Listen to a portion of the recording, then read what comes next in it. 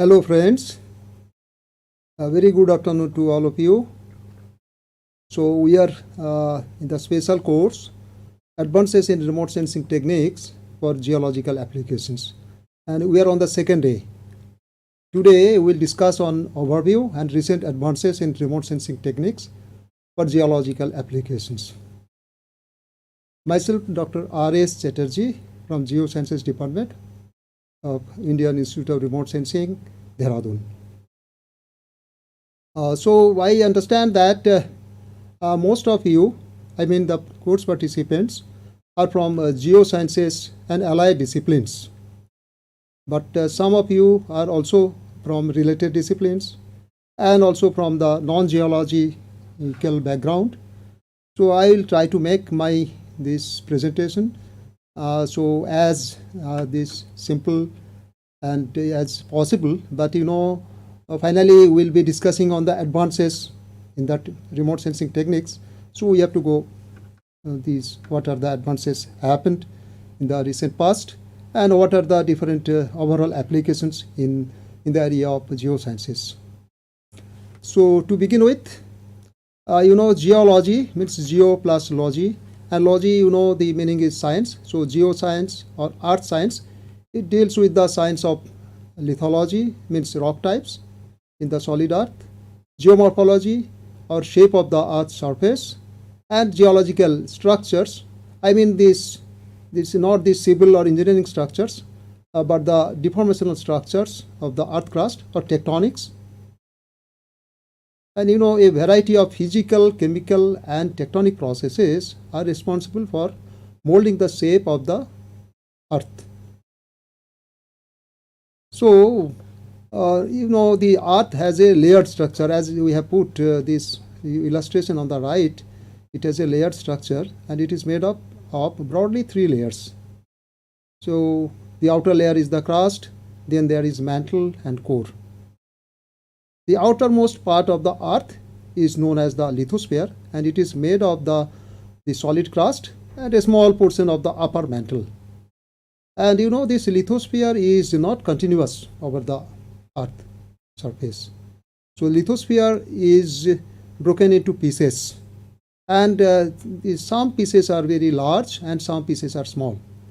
And these lithospheric these pieces are known as these tectonic plates, and these plates, they move and interact with respect to each other, and this movement is driven by the convectional forces within the earth. You can see in the right bottom, this is the convection cells.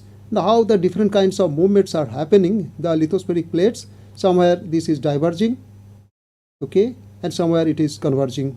So one lithospheric plate is converging against the other one, and one is going away or it is rifting from one another.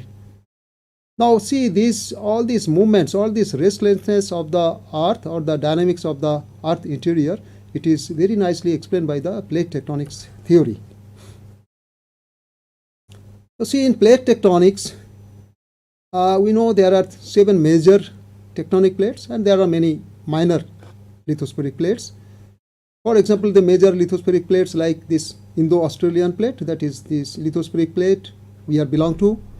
Then the Eurasian plate to the north of this Indo-Australian plate.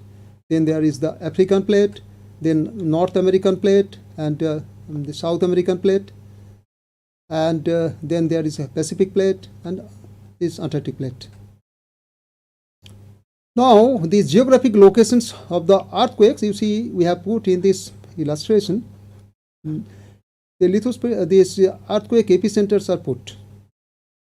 And see, the concentration of earthquakes is essentially, it is along the plate boundaries. And these earthquakes, for example, the small earthquakes where the magnitude is quite small, around less than 4 magnitude. Okay, these small magnitude earthquakes, they occur almost thousands every day. Whereas the medium to large earthquakes, that means magnitude 6 to 8, they occur once in a month globally. And strong earthquake, where the magnitude is greater than 8, they occur on an average once in a year. As I already mentioned, the plate boundaries, are essentially, this is all along these epicenters of the earthquake. So most concentration of the earthquake epicenters you can find along the plate boundaries. So what does that mean? That means that earthquake essentially occurs at the plate boundaries. Does it mean that earthquake does not occur inside the plate? That means intraplate earthquake is not possible? Yes, it is possible, but the number of intraplate earthquakes are less. Now coming to this, what are the different applications of remote sensing in geosciences? So first, to define remote sensing, you know this definition of remote sensing well.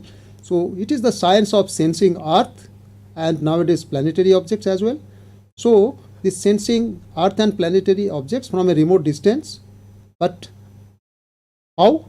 Using electromagnetic radiation received from these objects. So this is very, very important. So in remote sensing, we use electromagnetic radiation as the medium by which we sense the Earth and other planetary objects from a remote distance without in contact with these objects.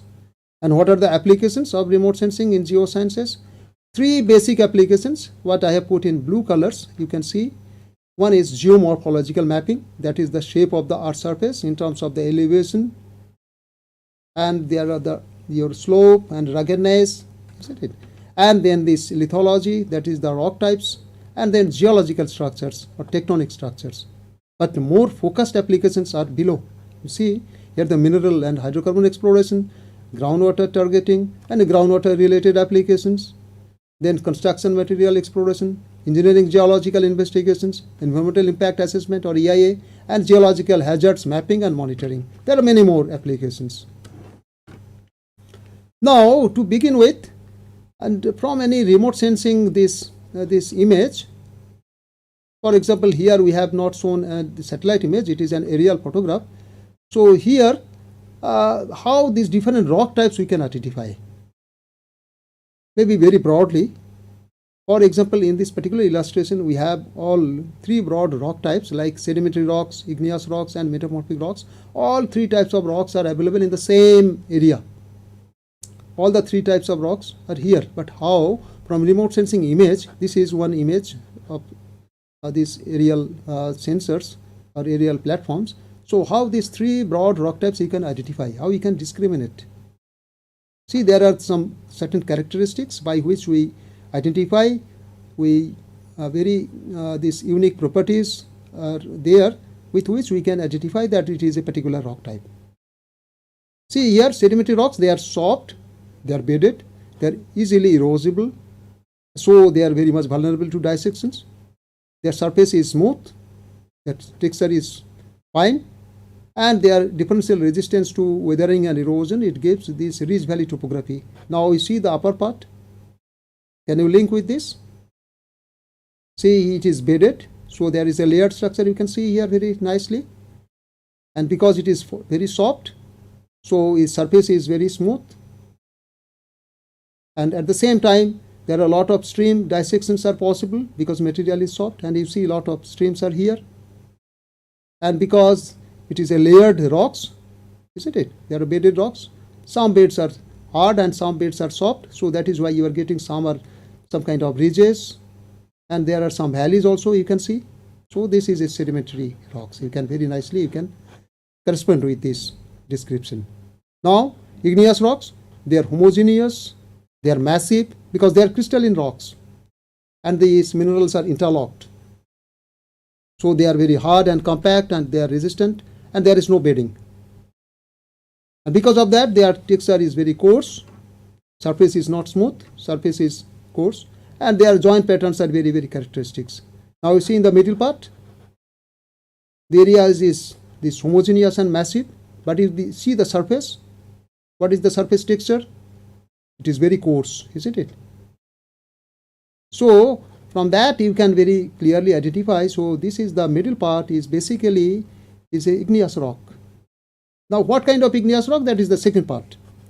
It is a light colored igneous rock, coarse grained. So it is granitic family, isn't it? Now coming to this lower part, you see, this is another kind of rocks. What is this rock? You see here now. Here there are regional foliation gives striated appearance in the rock mass. due to differential weathering along the weak foliation planes, and also there are presence of deformational structures. See here, can you see here striation-like features? Isn't it? And these are basically the foliation planes, parallel weak planes. Isn't it? So this area is the metamorphic rocks. Now I have given little some more these your samples here. Like you see the top two on the left, you can very clearly see the volcanic cones here, and then there are the pyroclastics, then there are the lava flow lines, isn't it? And this is the host rock. And then the left one, you see, this is the volcanic cone again, but here you see the melt. Melt is this light colored, and here you can see some wall rock kind of things. This is a dikes. There may be some sedimentary formations here, and some other kind of massive rocks. If you go down here, these two samples you see here, these are layered appearance. There is a ridge, valley, okay? So there are bedded rocks, they are soft, and there are a lot of dissections. Similarly here you see. So both the samples belong to sedimentary rocks. And on the right, these two samples, you see here, there are these foliation planes, there are some joint planes, isn't it? So this is a metamorphic rock, and here along with the foliation planes, there are the folding of the foliation planes also very clear.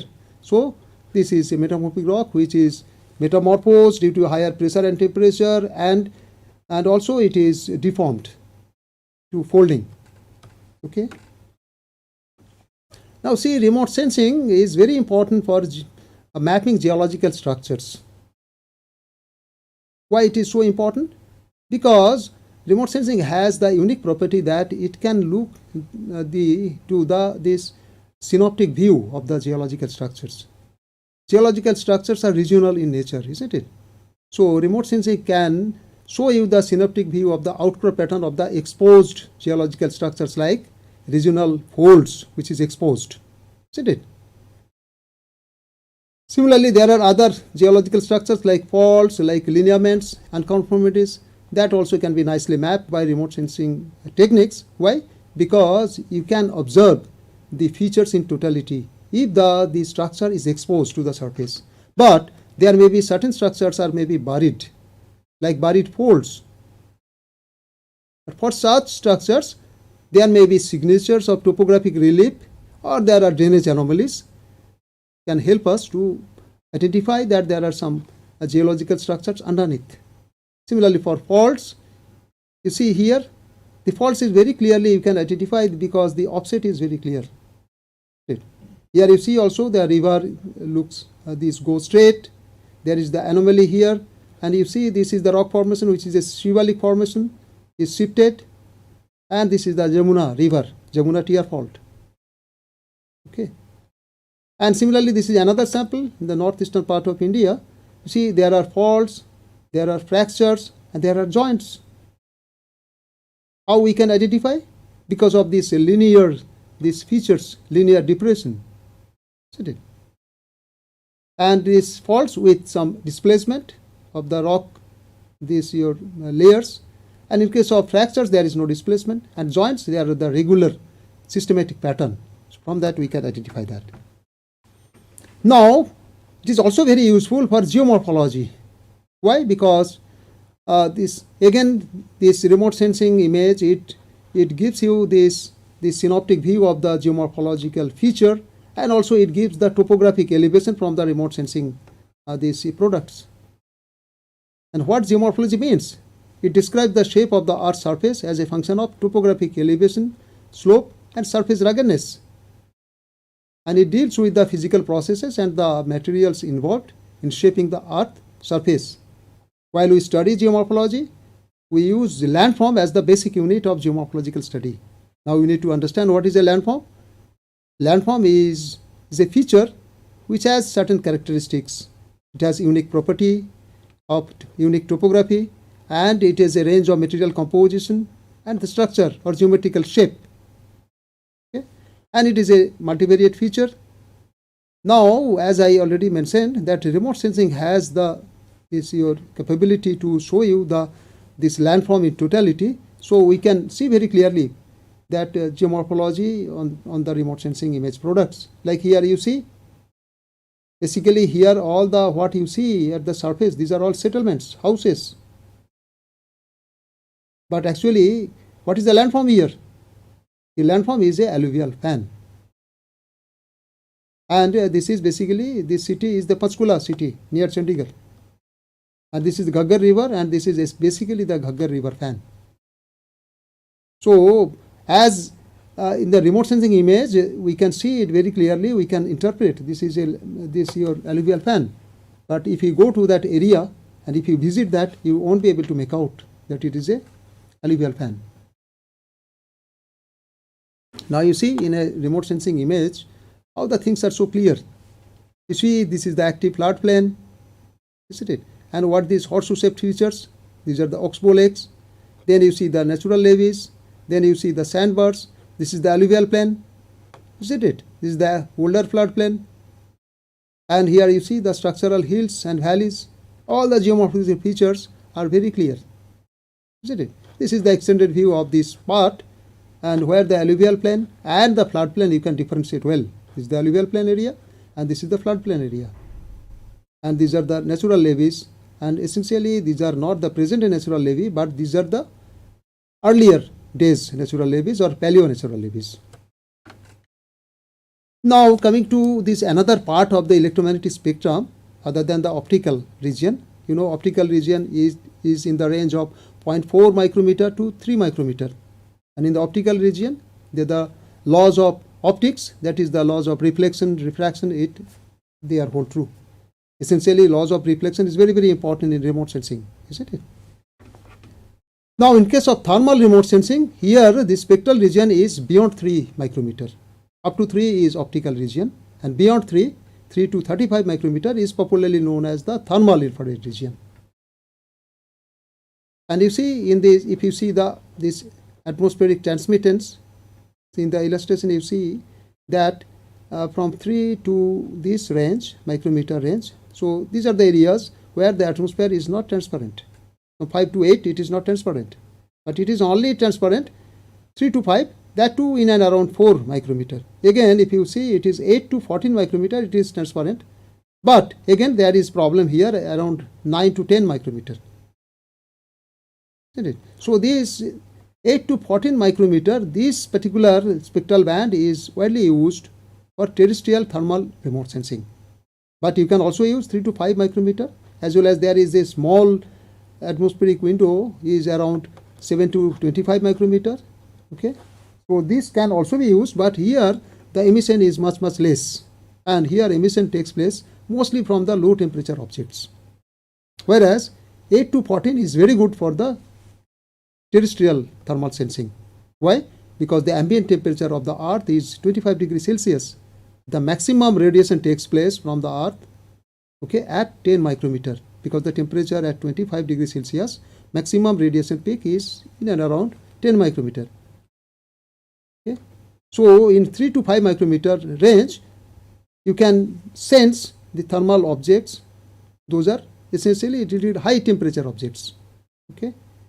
But there is a problem in 3 to 5 micrometer. The problem is this is very close to the optical region, so the reflected energy can be mixed. But in this 8 to 14, there is no question of reflected energy. It is only the emitted energy. Now you see, this is the optical image in black and white, brightness form.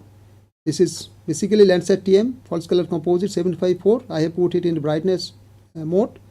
So this is a black and white image. See here, there are the 3 broad rock types. These are the dark volcanics, these are the bright limestone, and in between these are these altered, your minerals are there. Now see in the thermal image how they look. Wherever there is the bright, so there is reflection is very, very high. There in thermal image it is dark. Why it is dark? Because if reflection is high, then absorption will be low, and if absorption is low, then emission will be low, isn't it? So where this area looks bright in optical region, it will look dark in thermal, because emission will be low. In contrary, you see these are your dark volcanics.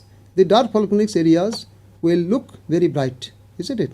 So they are looking very bright, and this is the alternate minerals are looking intermediate tone.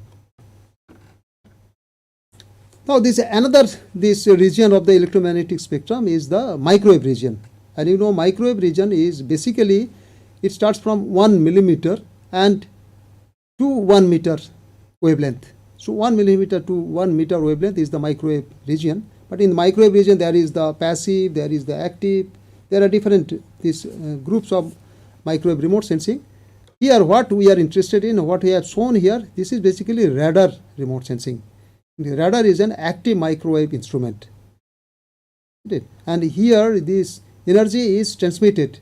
The source is from the satellite or from the platform. So this red color one, this pulse, it is the transmitted pulse. And yellow, but these are the return pulses. This is coming from the terrain after interaction with the Earth surface.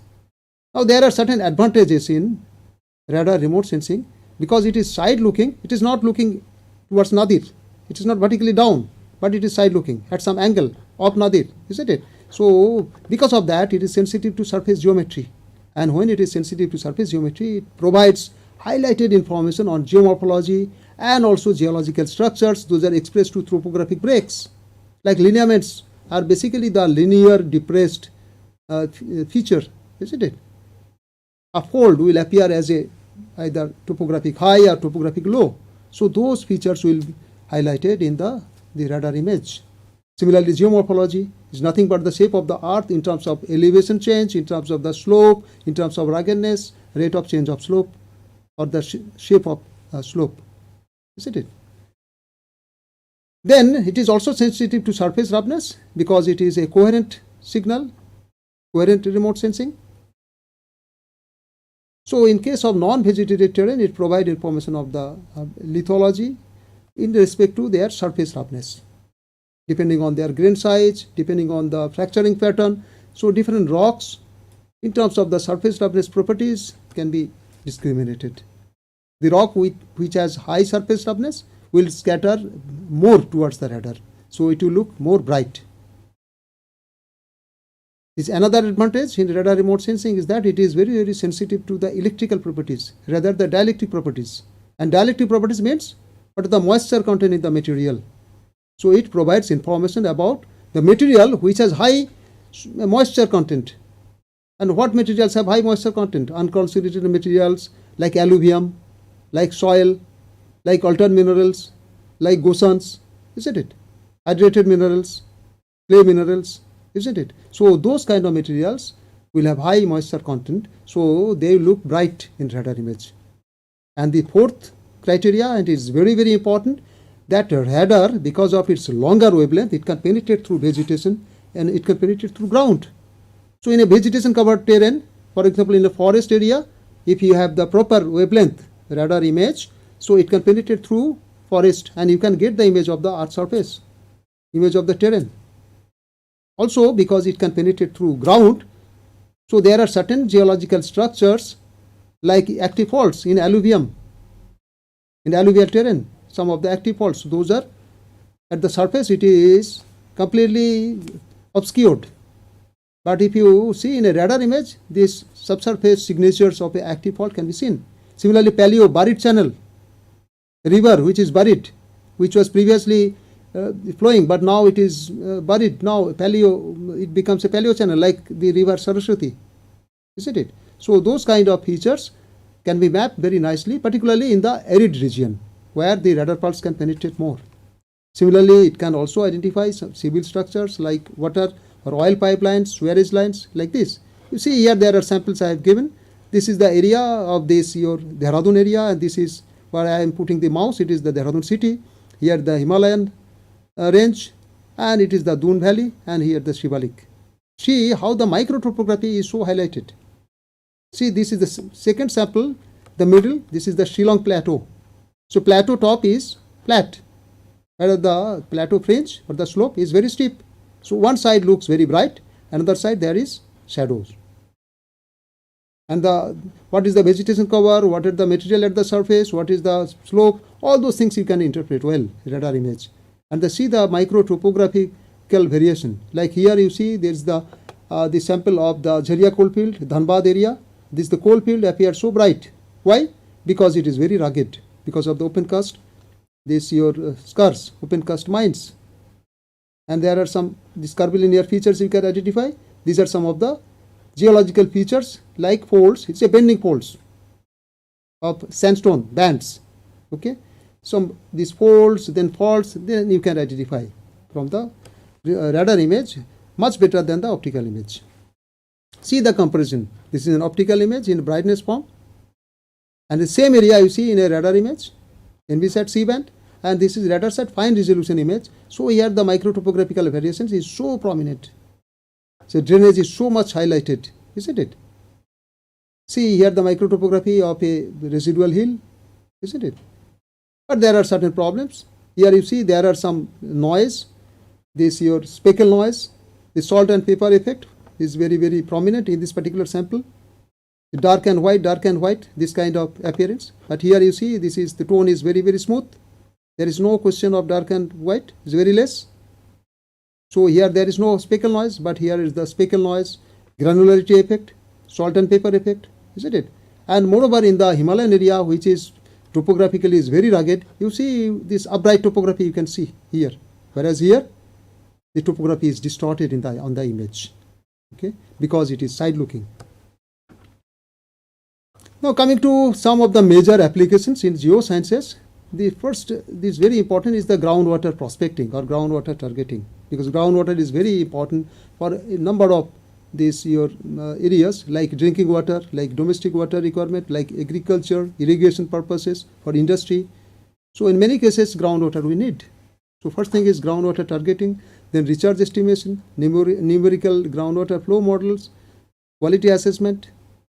So these are many areas of applications, and also aquifer, this your compaction and aquifer modeling, isn't it? So those kind of applications can be done nowadays with this remote sensing and allied techniques like gravity, resistivity, geophysical techniques. All these techniques, if we integrate, then our these results will be much more refined. That is the requirement of the present day. Now, how this groundwater can be targeted? There are certain first order indicators. First order indicators broadly divided into 4.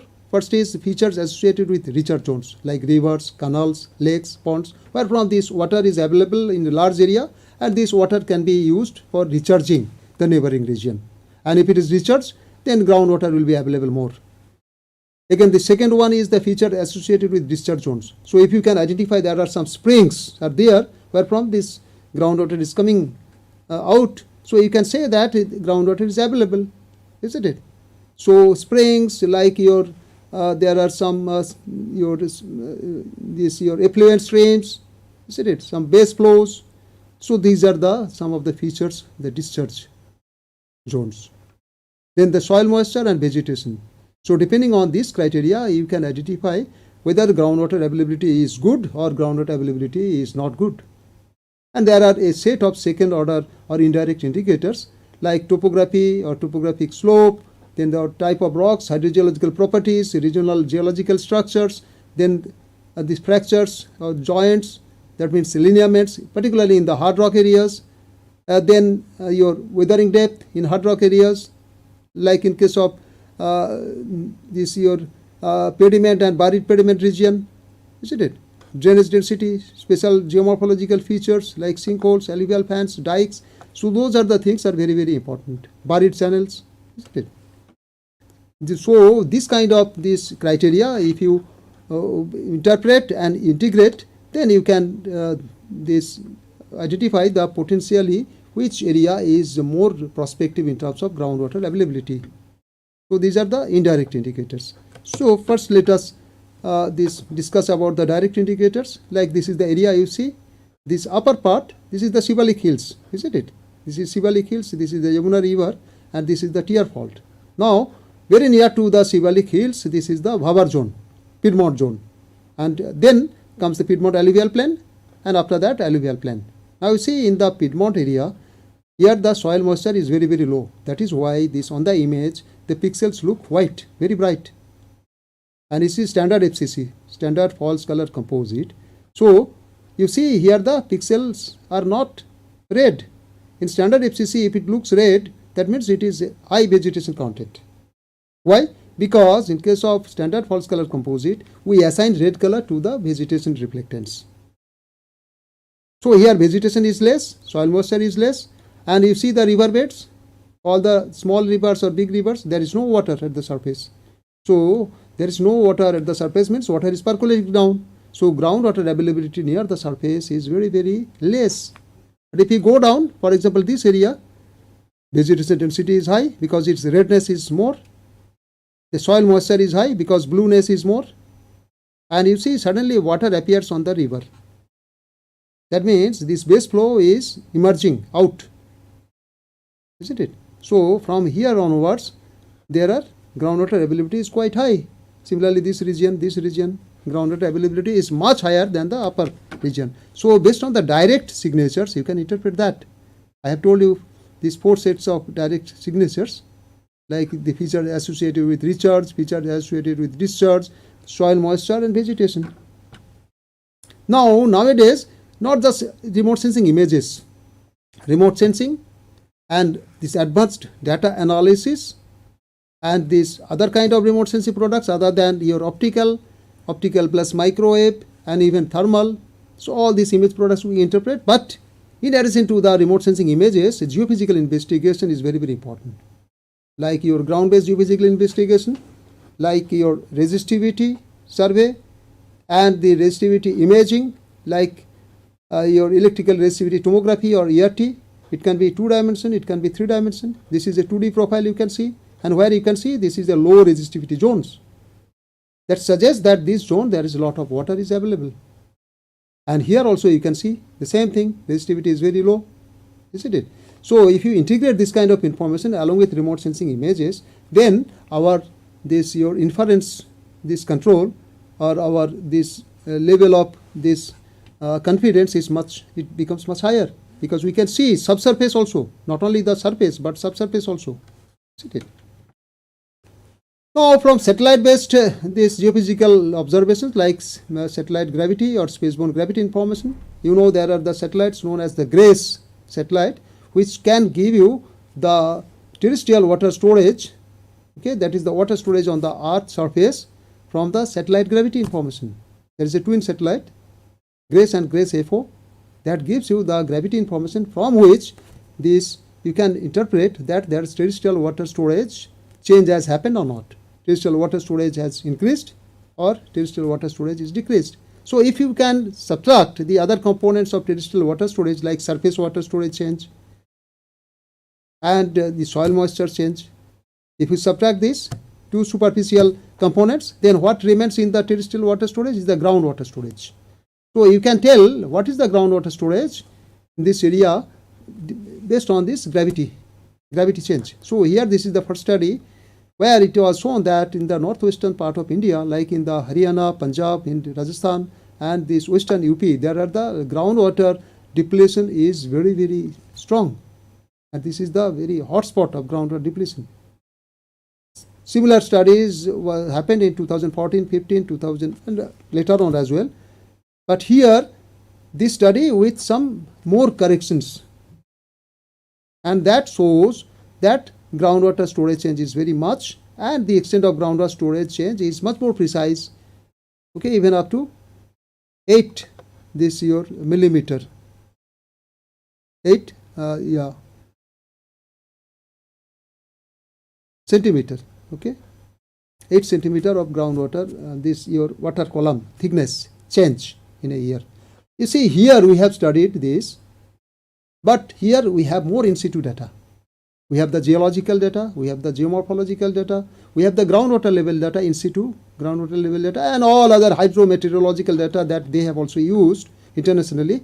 And we have used all this in situ, this information and groundwater level data, and we get very precise groundwater storage change information. So it's not just is one circular area, but you see the detailed groundwater storage change in this area. And this you see in the lower one, the right bottom, this is the groundwater storage change. It is coming from the in situ groundwater level data, which is collected regularly by Central Groundwater Board.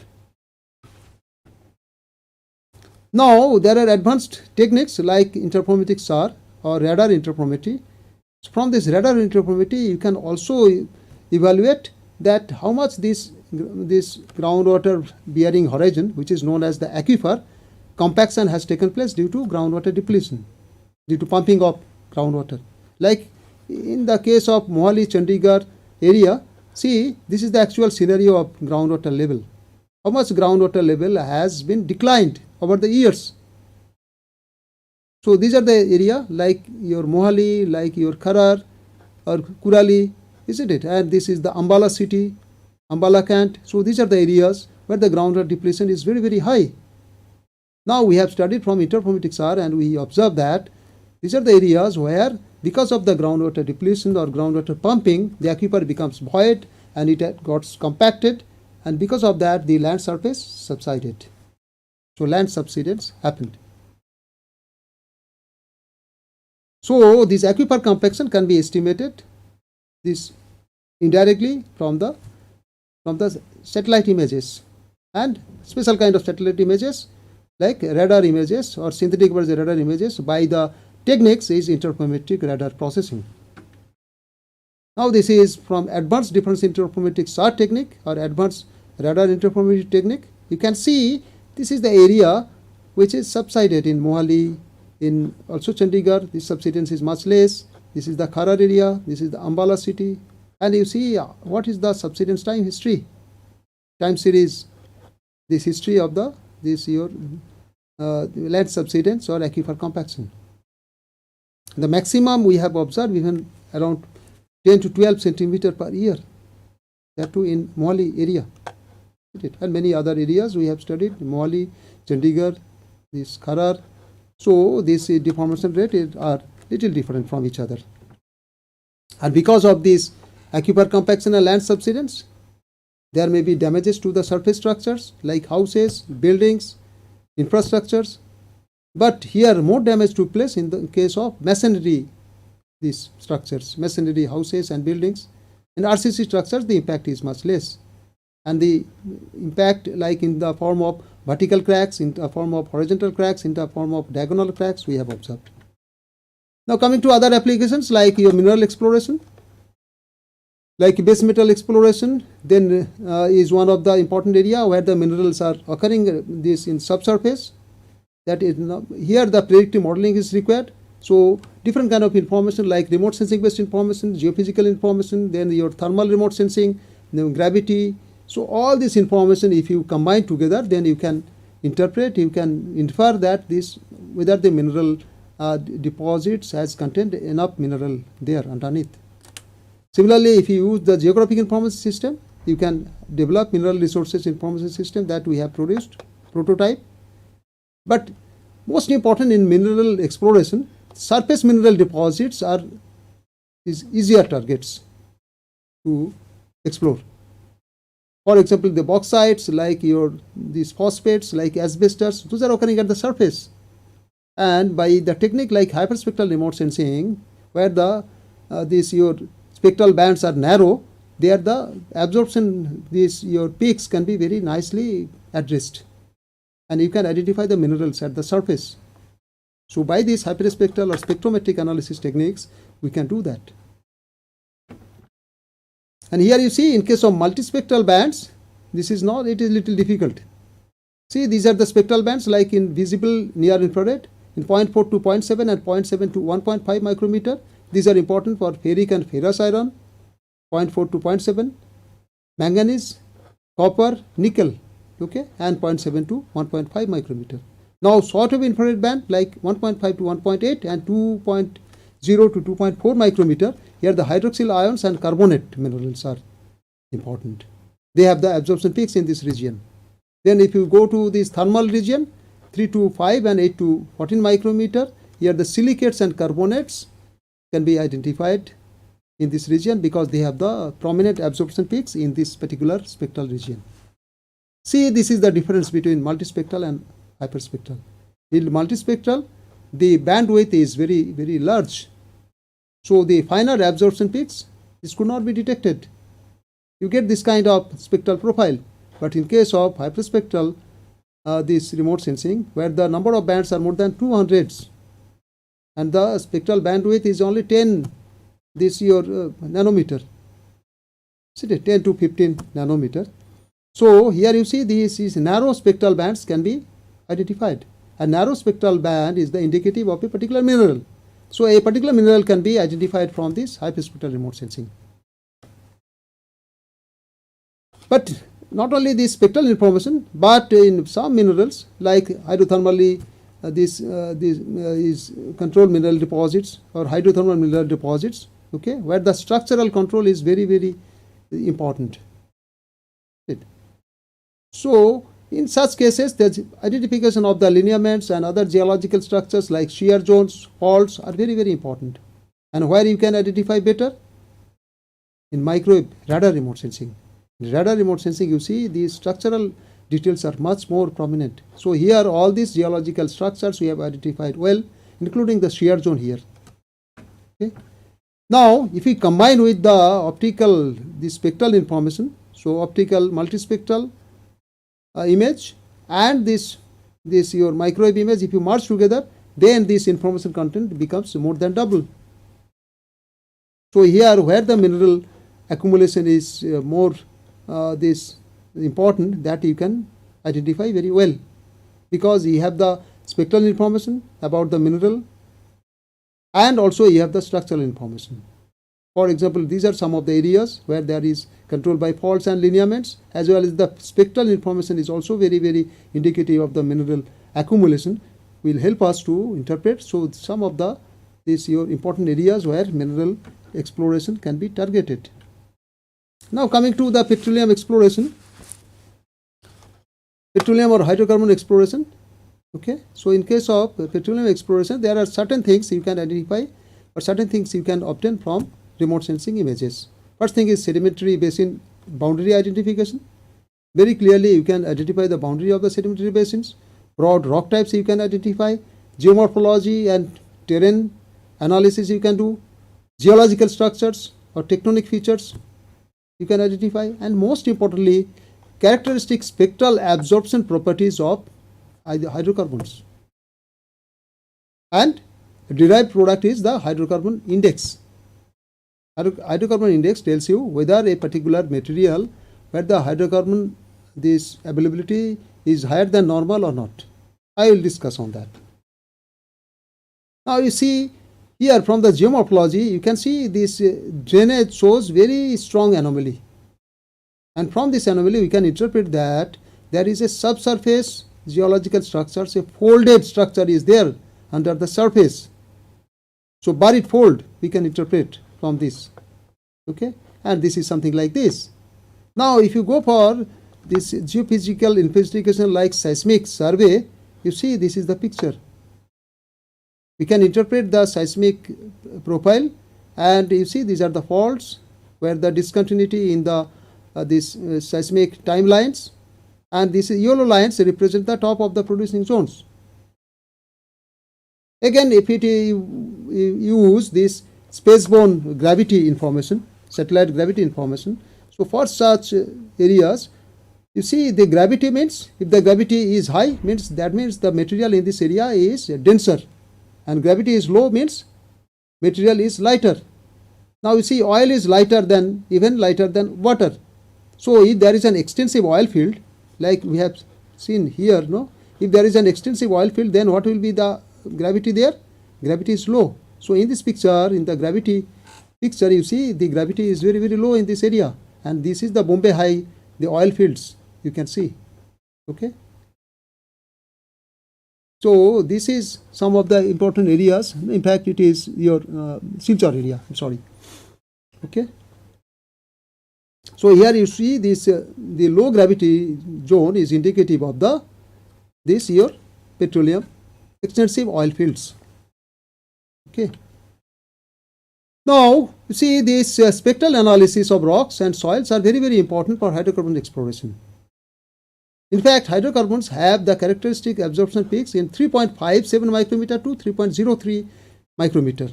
That corresponds to 2800 to 3300 this wave number centimeter inverse. Okay, and it is for different kind of hydrocarbon, these carbon-hydrogen bonds, like yours sp3, sp2, sp. So this sp bonds means it is the CH bonds, it is much steeper bond, isn't it? Whereas sp3 is the normal regular hydrocarbon bonds, like in case of methane, regular tetrahedral bond. But these spectral absorption peaks are in the which region? In 3.5 to 3 micrometer. That means it is in the thermal region, isn't it? But there is also these spectral absorption peaks in the optical region in and around 1.73 micrometer and 2.3 micrometer. There are the absorption peaks. So these absorption peaks in the optical region can also be used for hydrocarbon exploration. But the most prominent these absorption peaks are in the thermal region. Now you see, using this optical region absorption peak 1.73 to 2. This your 3 micrometer, isn't it? So the hydrocarbon index, that's one index has been developed. Okay, so this Quinn et al, they have developed this hydrocarbon index using this broad absorption peak in this region. Using the reflectance and the wavelength, this index has been developed. Now if the index value is greater than 0, that tells you that this soil is contaminated with oil. That means in this area, this your slick is happening. Means oil seepage is happening. Oil is coming out. Okay, in terms of seepage. If the HI value is quite high, that means this is very highly this potential target. And when the hydrocarbon index value is very close to 0, then it is a normal background. This area is not important for hydrocarbon exploration. Similarly, if you see the vegetation stress, you see if the soil is contaminated with oil, then there will be vegetation will be stressed, and the spectral profile of the vegetation will be different from the normal vegetation spectral property, healthy vegetation spectral property. You see, this the dashed one is the vegetation in the oil contaminated soil. So it shows the blue shift, so it is shifting towards the blue, as well as in the your NIR region, near infrared region, where the maximum reflection is taking place in case of vegetation. Here the reflection is much lower than the normal vegetation.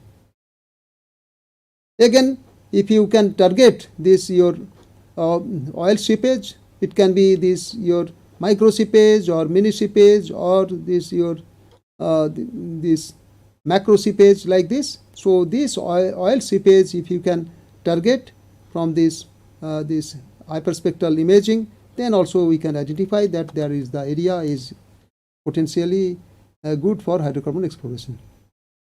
Now coming to the geological hazards, we have a separate lectures on geological hazards, so I will not discuss much on this. What are the geological hazards? These are the naturally occurring or anthropogenically induced hazards, but the origin is geological. Okay.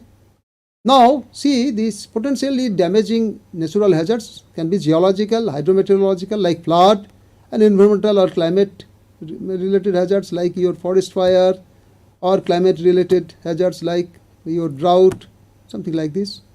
But geological hazards like landslide, like earthquake, okay, then anthropogenically induced geological hazards like your mine fires or coal fires, like land subsidence, isn't it? So these are the geological hazards.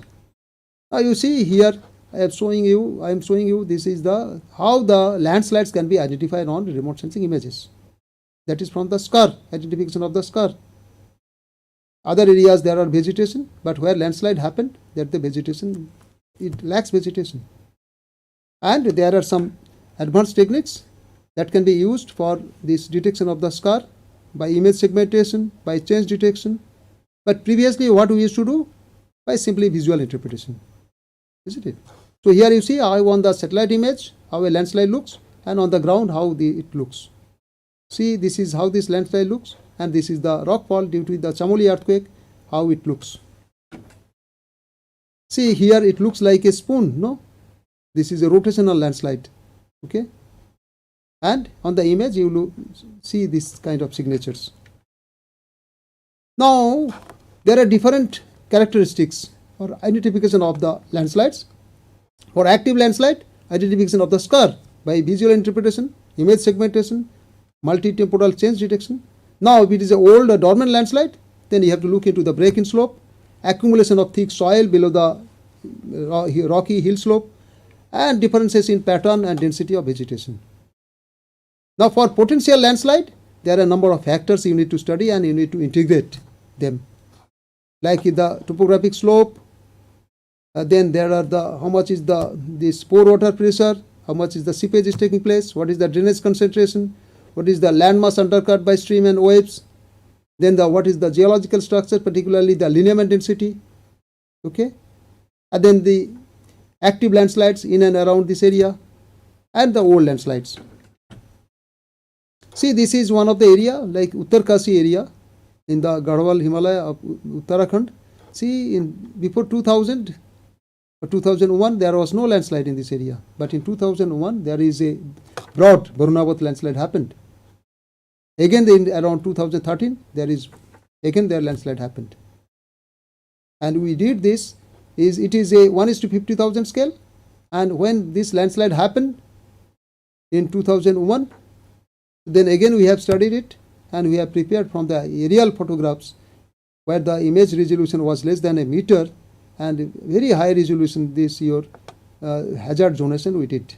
Not only hazard zonation, but this landslide, this geometry and these geological structures, land use, land cover, geomorphology, all these things we have mapped in a very high resolution, and that is possible because of the availability of high resolution images. At that time we used aerial photographs, but nowadays you don't need to use aerial photographs, but you can use satellite images, and where the image resolution even it is around 0.5 meter that Cartosat gives, this ISRO Indian satellite gives you this your image which is of less than a meter resolution, 0.5 meter panchromatic, and 1 meter multispectral color image you can have. Now there are certain advanced areas in landslide studies like your interferometric SAR, which gives you the movements of the landslide, in which direction landslide happens, and before the landslide if the slow movement is happening or not. From the slow movement you can forewarn that there may be a major slope failure, major landslide can happen.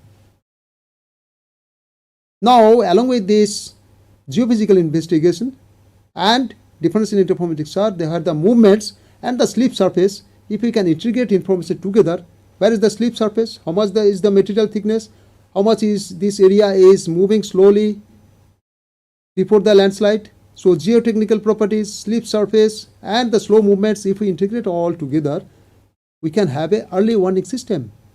And when the landslide is going to happen, that we can infer. Now in case of earthquake, like in case of Nepal earthquake that occurred in 2015, there is a main shock at 7.8 magnitude, and there are many aftershocks. Many are above 6 magnitude, and one of the major aftershock is 7.3, that is in Kodari region.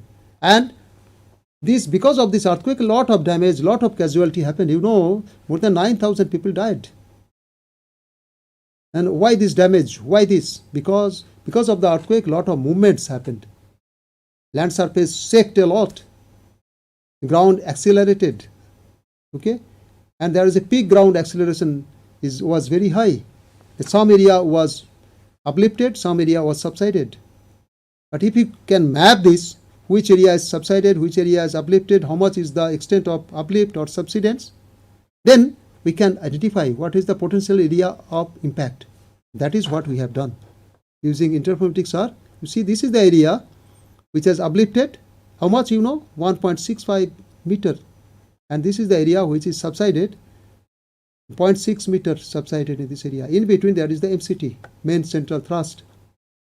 Now due to the major aftershock of 7.3 magnitude, here the area of impact is much less than the main shock, and also the movement is also much lesser, but not very less. You see, here the uplift was 65 centimeter and here the subsidence was 35 centimeter. Now from the remote sensing image, you can also identify the potential areas of earthquake, where are the active faults, where faulting happened recently, not today or yesterday, but hundreds of years back or thousands of years back.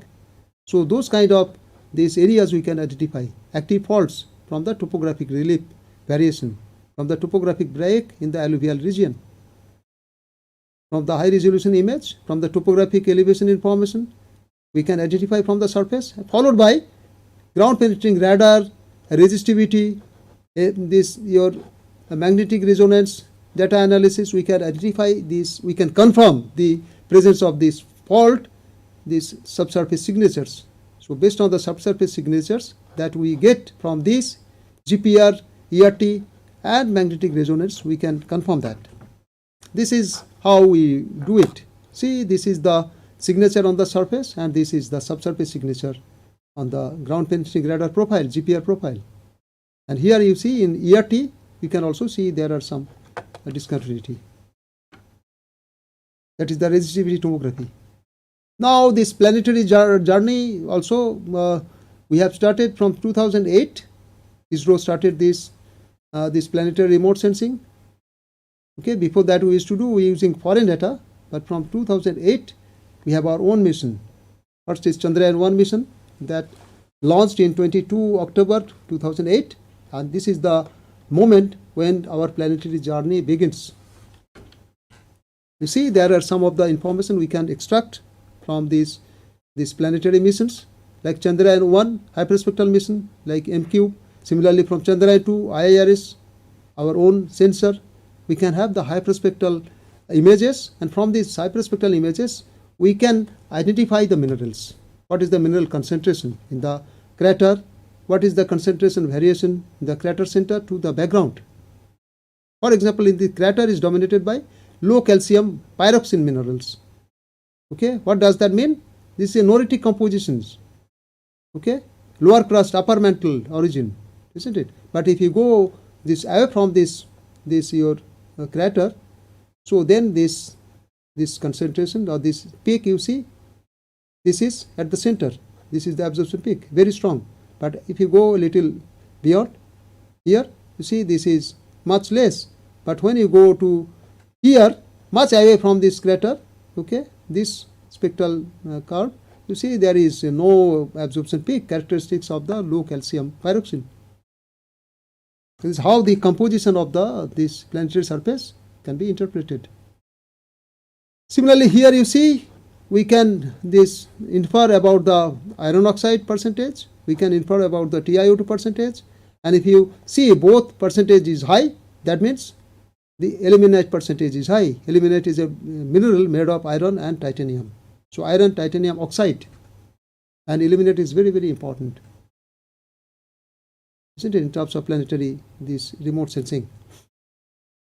So now you see in the crater, inside the crater, iron oxide percentage is high, TiO2 percentage is high, and this crater, if you see the optical maturity, that tells you when this cratering takes place, and how the crater develops because of some meteoritic impact.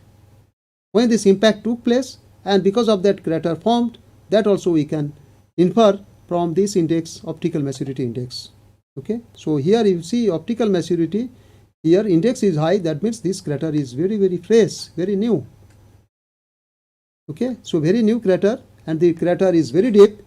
Okay, it gives you information about the ilmenite percentage is high. Now using microwave remote sensing also, you can infer a lot of things. Like you can use this Chandrayaan-1 minisat data, Chandrayaan-2 dual frequency SAR or DFSAT data. Like here you see we have characterized the scattering mechanism. How much is surface scattering, how much is volume scattering, how much is double bound scattering. Surface scattering means microwave pulse is going to the surface of this planet and coming back. In this case it is the moon surface. It is coming to the surface and then comes back from the surface, it's scattered back. But volume scattering, it goes inside the volume. And when it will happen in case of moon? When there is a thick regolith. Regolith is a weathered material, loose, unconsolidated weathered material. So when this material is like this, in case of earth, this is the alluvial materials, then the radar pulse, when it comes to the surface, it will go inside this material, then there will be a lot of multiple bounds will happen, then it will come back. So this is a measure of the volume scattering. And when volume scattering will take place? When inside this volume there are some water ice particles in case of moon, or in case of earth, when the rock fragments or particles are high in moisture content. When the moisture content is high, it will come back from the volume. So it is indicative of the presence of water ice in case of moon. Volume scattering, isn't it? So surface, volume, and the double bound scattering we have interpreted here. Okay. So then we have tried to infer about the presence of this water. For example, here we have studied the other indices also, other your parameters like circular polarization ratio, degree of polarization. They tells you, this CPR tell you that it gives you information about whether there is the presence of water ice. Okay, there are other possibilities also, whether the ruggedness is very high, whether rock fragments are there. CPR also tells you about that. Okay, but this is one possibility, that presence of water ice. And if the degree of polarization is poor, as you see in the crater, this polarization is poor, it is close to 0.8, isn't it? So it is very close to 0. So degree of polarization is low, means here the diffuse scattering takes place, depolarization takes place. So when depolarization means diffuse scattering takes place, that means here there is the volume scattering. So the water ice presence gets more confirmed. Then if you do the polarimetric decomposition, like M chi decomposition, M delta decomposition in this case, then we get more confirmed evidence of the presence of water ice. So presence of water ice can be confirmed from this your hyperspectral image, and also from this microwave image. Similarly, from the dual frequency SAR in Chandrayaan 2, there are this confirmed evidence of the presence of water ice in the moon. Now, if you have some other kind of sensors which can go inside this material, like lunar radar sounder or ground penetrating radar observation, then you can see even deep inside this surface what is the layers are made of. You see the regolith layers, how it looks. Moon by a sounder.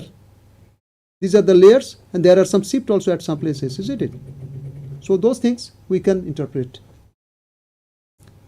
Okay. Similarly, this is by last slide. Here what we interpret, that in case of remote sensing these techniques, so there are different kind of data you should use, like optical remote sensing, microwave remote sensing, thermal remote sensing. Different kind of algorithms are available. Different kind of data analysis methods are important. There are a lot of advances has happened in terms of data analysis, in addition to the data availability. But all these remote sensing techniques is good. But along with that, you should have these in situ observations, in situ geophysical observations, geodetic observations, spectral observations are very, very important. So ground-based observations are very, very important. Laboratory-based observations are very, very important to integrate with the remote sensing-based your inferences. So remote sensing-based findings needs to be integrated with the ground-based geodetic, geophysical, and this your spectroradiometric, as well as engineering geological investigations, that depending on the applications we need to integrate. Then only these inferences, our conclusions will be much more refined and much more definitive and conclusive. Thank you.